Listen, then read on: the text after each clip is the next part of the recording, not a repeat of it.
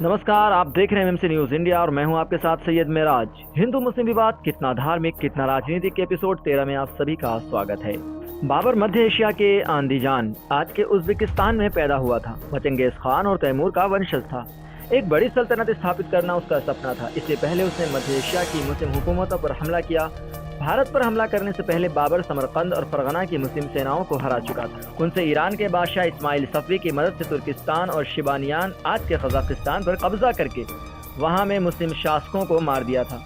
फिर भी समरकंद उसके हाथ से निकल गया। इन लड़ाइयों में बाबर ने कितने मुसलमान मारे उसका हिसाब किसी के पास नहीं। मगर समरकंद में हारने के बावजूद बाबर भारत पर राज कर रही लोधी हुकूमत को जड़ से उखाड़ने का प्लान बना चुका था। बाबर की चालाकी देखिए कि वह हमला तो कर रहा था लोधी वंश के मुसलमान शासक पर, मगर सिपाहियों को भर्ती करने के लिए कह रहा था कि वह काफिरों के विरुद्ध जिहाद करने जा रहा है। जबकि बहुत से लोगों का मानना था कि बाबर को मेवाड़ के शासक राणा संग्राम सिंह राणा सांगा ने इब्राहिम लोधी की हुकूमत पर हमला करने के लिए उकसाया था।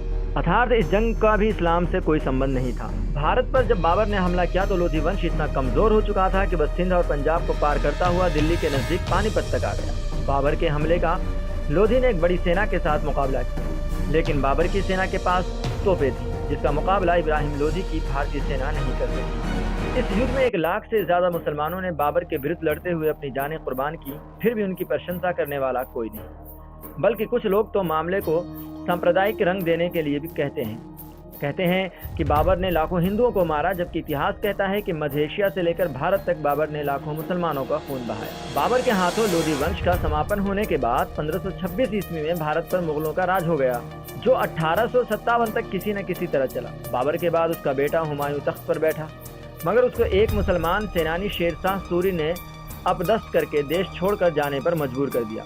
शेरशाह सूरी ने सासाराम बिहार को अपनी राजधानी बनाया। उसी ने सबसे पहले कोलकाता से काबुल जाने वाली सड़क का निर्माण किया।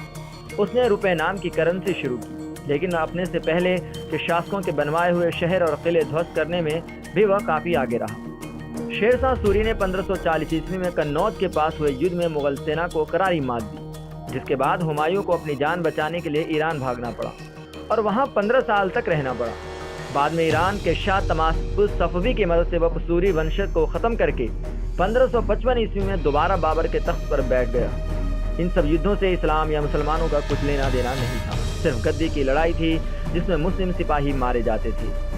हुमायूं का निधन 1556 ईस्वी में पुराने किले में पुस्तकालय की सीढ़ियों से गिरकर हुआ। जो लोग बादशाहों के साथ मुसलमानों के लगाव का इल्जाम लगाते हैं, उनको दिल्ली की मथुरा रोड का एक चक्कर लगाना चाहिए। इस सड़क की बाईं ओर स्थित है एक मुगल बादशाह का मकबरा और उसी सड़क के दाहिने किनारे पर है एक पीर का मकबरा, जिसको दुनिया हजरत निजामुद्दीन औलिया के नाम से याद करती है। आपको दोनों मकबरों में बहुत बड़ा फर्क नजर आएगा। एक मकबरे की खूबसूरती देखने के लिए टूरिस्ट टिकट लेकर आते हैं, मगर कोई टूरिस्ट एक फूल भी नहीं रखता उस बादशाह की कब्र पर जिसके रास्ते में फूल बिछे रहते थे। जबकि सड़क के उस पार मौजूद हजरत निजामुद्दीन के दरगाह पर हर रोज फूलों की सैकड़ों चादरें चढ़ाई जाती हैं। हजारों लोग अपना सर झुकाने आते हैं। वहाँ आपको हिंदू भी मिलेंगे, सिख भी, ईसाई भी और मुसलमान भी। एक बादशाह की कब्र पर कोई मुसलमान श्रद्धा सुमन अर्पित करने नहीं जाता और इंसानों से मोहब्बत करने की शिक्षा देने वाले एक पीर के मज़ार पर मुसलमानों की भीड़ लगी रहती है। यही फ़र्क उन लोगों की मानसिकता पर गहरा वार करता है जो हिंदुस्तानी मुसलमानों को बाबर की औलाद कहते हैं। हुमायूं ने जब भारत पर हमला करके दोबारा सत्ता ग्रहण की, तब भी उसने सूरी वंश के लिए लड़ रहे मुस्लिम सिपाहियों का ही खून बहाया। हिंदुओं का कत्लेआम नहीं किया, क्योंकि उसके सामने मुस्लिम सेना ही थी। जिससे यही बात साबित होती है कि इनमें से कोई भी लड़ाई हिंदू मुस्लिम के बीच की लड़ाई नहीं थी, बल्कि सत्ता प्राप्ति के लिए होने वाला युद्ध था। अगले भाग में हम अकबर के बारे में बात करेंगे।